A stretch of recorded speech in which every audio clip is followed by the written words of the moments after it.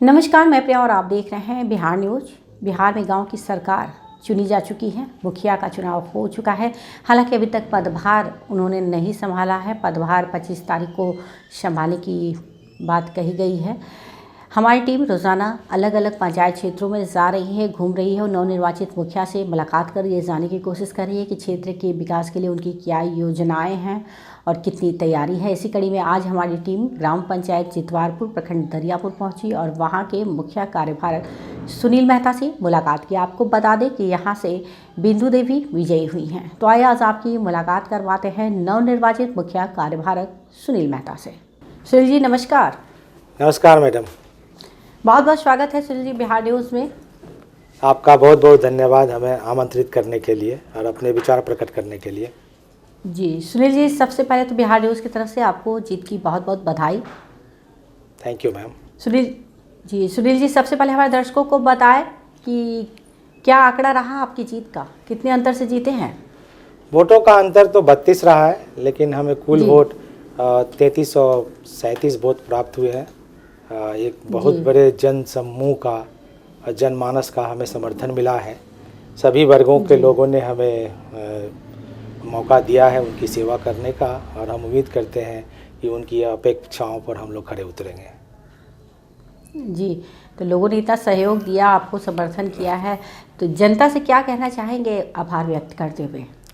पहले बात तो जनता का धन्यवाद देना चाहता हूँ सभी महिलाओं को, पुरुषों को, बच्चों को, नौजवानों को, जिन्होंने आगे आकर हमारे लिए हमें सहयोग किया और चितवारपुर पंचायत के विकास के लिए हमें अपनी आस्था व्यक्त की। ये बहुत बड़ा कार्य है, ये हमारे ऊपर दायित्व है। जीतना तो आसान है, इलेक्शन जीता जाता है, हारा जाता है, पर जो जीत के साथ जो जिम्मेवारी आती है वो बहुत बड़ी चीज़ होती है। सभी के उम्मीदों पर खरा उतरना ये हमारे लिए एक चुनौती है, जिसको हमने सहर्ष स्वीकार किया है और उनके लिए हम आगे भी करते रहेंगे।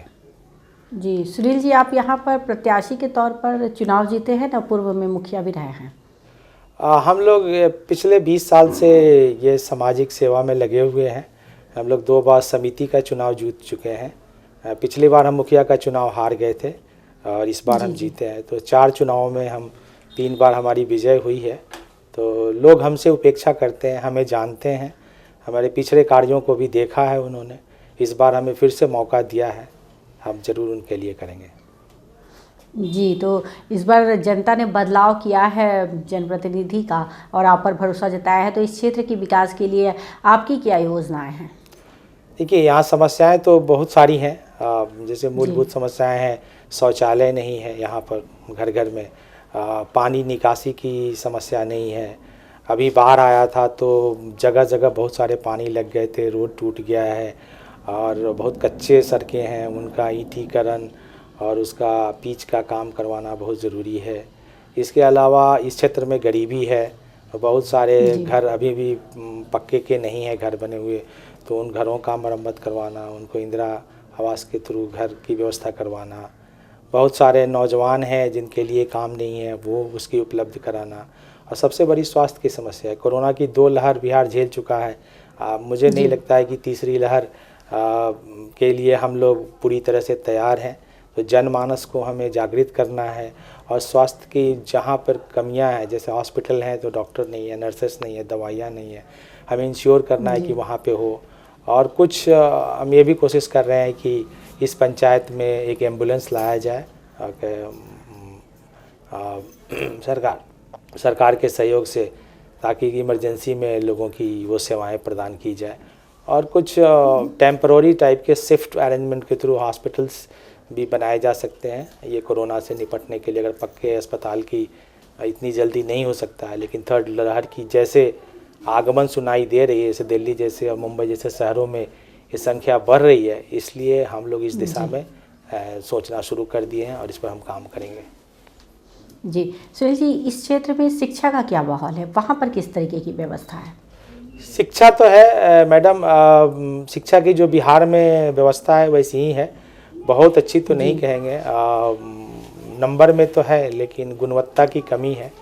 वो हम जांच करके देखेंगे कि यहाँ पर क्वालिटी एजुकेशन किया जाए और ख़ासकर बच्चों में लड़कियों की शिक्षा के प्रति प्रोत्साहित किया जाए, क्योंकि बहुत सारी लड़कियां स्कूल ड्रॉप कर देती है 7th 8th और 10th के बाद, जबकि सरकार बहुत सारा अवसर दे रही है। तो हम उन्हें जागृत करने की कोशिश करेंगे। हमारी मुखिया जी बिंदु देवी जी इस क्षेत्र में काम करती हैं, तो वो महिलाओं और औरतों को और बच्चियों को लेकर उस क्षेत्र में काम करेगी। उनके लिए कुछ जैसे बुजुर्ग महिलाएं हैं जो काम कर सकती है, उनके लिए कुछ सिलाई केंद्र खोला जाए, कुछ छोटे लघु उद्योग की कराया जाए, कुछ फंड व्यवस्था की जाए ताकि यहाँ लोगों को ट्रेनिंग दी जाए और लोग अपने पैरों पर, महिलाएं अपने, जब जानती हैं कि महिला अपने पैर पर खड़ी होंगी, सशक्त होगी, तभी देश और समाज आगे बढ़ेगा। और हमारी सोच प्रोग्रेसिव है इस दिशा में। जी सुनील जी, जी बिल्कुल आपकी योजनाएं हैं। तो पदभार जब संभालेंगे सुनील जी, तो प्राथमिकता सबसे पहले कौन से कार्य को देंगे? सबसे पहला क्या कार्य करेंगे इस क्षेत्र में?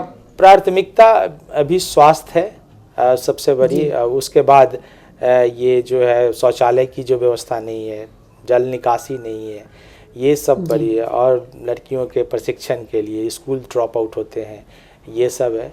उसके बाद हम लोग की प्रायोरिटी में वो आते हैं, चूँकि बाढ़ का इलाका है, हमेशा बाढ़ आता है, कभी सूखा पड़ जाता है, उस कारण से सड़कें यहाँ की बदहाल हो गई है, किसी तरह रिपेयर होती है, क्वालिटी बनती नहीं है, तो वो सब भी करना है। तो काम तो बहुत करना है, लेकिन विश्वास है लोग अपना धैर्य रखेंगे और उनके गाइडेंस से, हम उनके सहयोग से, ऐसा नहीं है कि मुखिया जीत गए हैं तो अकेले कुछ करने वाले हैं, इन सब लोगों का सहयोग चाहिए।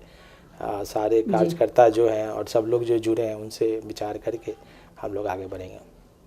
जी सुनील जी, ग्रामीण क्षेत्रों में एक प्रमुखता समस्या सामने आती है कि योजनाएं तो सरकार की तरफ से बहुत बन रही हैं, लेकिन धरातल पर नहीं उतरती, लोगों को उसका लाभ नहीं मिलता पूर्ण तरीके से। और काफ़ी जगह पंचायत में इस तरीके से भी सुनने में आया कि पैसे की लेन देन की जा रही है कार्यों में। तो इस तरह की समस्या आपके क्षेत्र में भी रही क्या?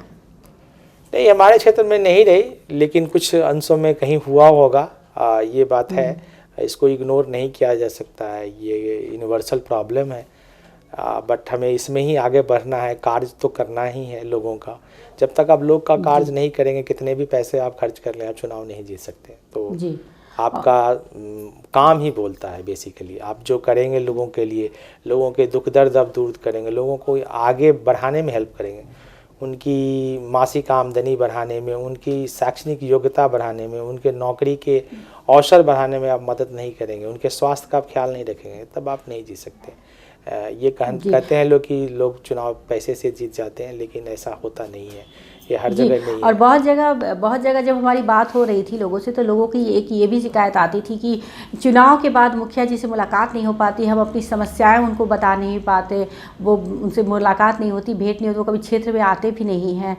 तो इस पे आपकी क्या योजना है लोगों से कनेक्ट करने की, कि लोग अपनी समस्याएं आपसे आसानी से कह सकें? मैडम, आपको मैंने शुरू में बताया कि 4 चुनाव में हम 3 बार जीत चुके हैं, तो ये कनेक्ट का ही परिणाम है।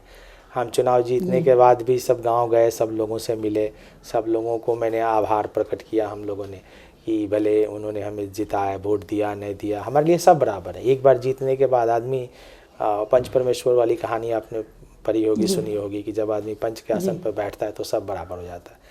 तो जब इस पंचायत की जनता ने हमें मुखिया चुन दिया, तो हम सबके मुखिया हैं, वो कोई हमारे पक्ष या विपक्ष में नहीं है, तो हम सबसे मिलते हैं, सबसे कनेक्ट करते हैं, उनकी समस्याएं सुनते हैं। हमारा अभी जो मैक्सिमम फोकस है मैडम, उस पे है कि जो सार्वजनिक काम हो ज़्यादा किए जाएं, ओके, जिससे सब लोगों को फ़ायदा हो, rather than इंडिविजुअल भी ज़रूरी है, क्योंकि बहुत लोग BPL हैं, गरीबी रेखा के नीचे हैं, उनका जीवन यापन मुश्किल है, वो भी देखना ज़रूरी है।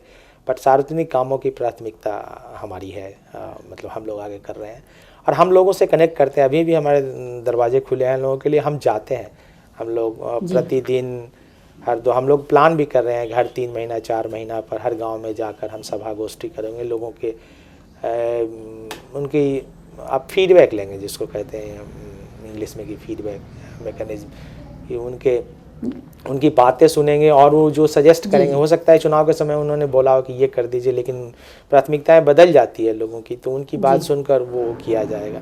सो हर 3 महीने पर एक गांव में हमारा कार्यक्रम होगा, जिससे हम लोगों को कनेक्ट करेंगे और उनसे हमेशा जुड़े रहेंगे। जी सुनील जी, बिहार न्यूज़ से बातचीत करने के लिए आपका बहुत बहुत धन्यवाद और बिहार न्यूज़ की तरफ से आपको नए कार्यकाल की बहुत सारी शुभकामनाएं। Thank you ma'am. हम भी उम्मीद करते हैं कि आपका चैनल आगे बढ़ता रहे इसी तरह, और हम जैसे लोगों को जो गांव से जुड़े हुए हैं, गांव की पृष्ठभूमि है, उनको भी मौका दें और आपके पास बात रखने का कि लोग जाने कि गांव के लोग क्या सोचते हैं, कैसे रहते हैं। जी बिल्कुल, जीवन जी बिल्कुल, बहुत बहुत धन्यवाद आपका। Thank you ma'am, thanks a lot. तो ये थे हमारे साथ लाइव बातचीत करने के लिए ग्राम पंचायत जितवारपुर प्रखंड दरियापुर से मुखिया कार्यभार सुनील मेहता, जिन्होंने बताया कि जनता ने जिस विश्वास के साथ उन्हें अपना प्रतिनिधि चुना है, उस विश्वास पर खरा उतरने की वो पूरी कोशिश करेंगे। इस क्षेत्र के विकास के लिए हर संभव कार्य करेंगे, योजनाओं को धरातल पर उतारेंगे और लोगों से डोर टू डोर जाकर के मिलेंगे, गोष्ठी और सभा के माध्यम से उनकी समस्याओं को सुनेंगे और समस्याओं का निवारण करने का प्रयास करेंगे। साथ ही उन्होंने इस क्षेत्र में शिक्षा, स्वास्थ्य और जल निकासी की समस्या का समाधान करने की अपनी प्राथमिकता बताई है। इस तरह की तमाम खबरों से अपडेट रहने के लिए आप देखते रहे बिहार न्यूज़।